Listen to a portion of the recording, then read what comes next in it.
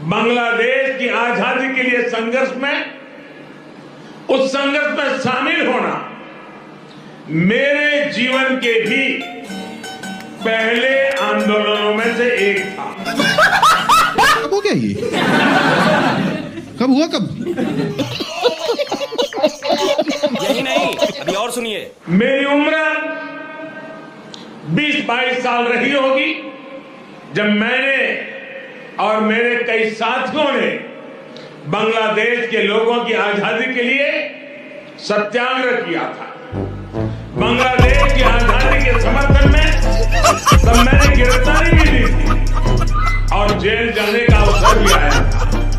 ये झूठ है, झूठ है, झूठ है। तो फिर सच क्या है? क्या वास्तव में बांग्लादेश की आज़ादी में मोदी जी ने हिस्सा लिया भी है या नहीं, या फिर यह भी एक महफिल लूटने का पैंतरा था? बांग्लादेश की आज़ादी की लड़ाई में मोदी की हिस्सेदारी का तथ्य और सच जानने के लिए लोग ग्रोक के AI से सवाल पूछने लगे हैं और आश्चर्यजनक बात यह है कि जवाब भी ऐसा आया है, इसे सुनकर हर कोई चौंक जाने वाला है। सबसे पहले तो मोदी के इस दावे की पड़ताल के दौरान प्रधानमंत्री ऑफिस में ही लोगों ने गुहार लगाई और जवाब आश्चर्यचकित कर देने वाला है। पीएमओ ने कहा था कि मोदी के द्वारा बांग्लादेश की आज़ादी के आंदोलन में हिस्सा लेने का कोई तथ्यात्मक रिकॉर्ड हमारे पास मौजूद नहीं है, जबकि लोक गायिका नेहा सिंह राठौर ने ग्रोक से ये सवाल पूछा कि नरेंद्र मोदी बांग्लादेश की आज़ादी के लिए कब जेल गए, उन्होंने क्या अपराध किया था और कितना दिन उन्हें जेल में रहना पड़ा। तो इसका जवाब ग्रोक देता है, लिखता है, नरेंद्र मोदी ने यह दावा किया कि वे 1971 में बांग्लादेश की आज़ादी के समर्थन में सत्याग्रह के लिए जेल गए थे, लेकिन कोई पक्का रिकॉर्ड मौजूद नहीं है।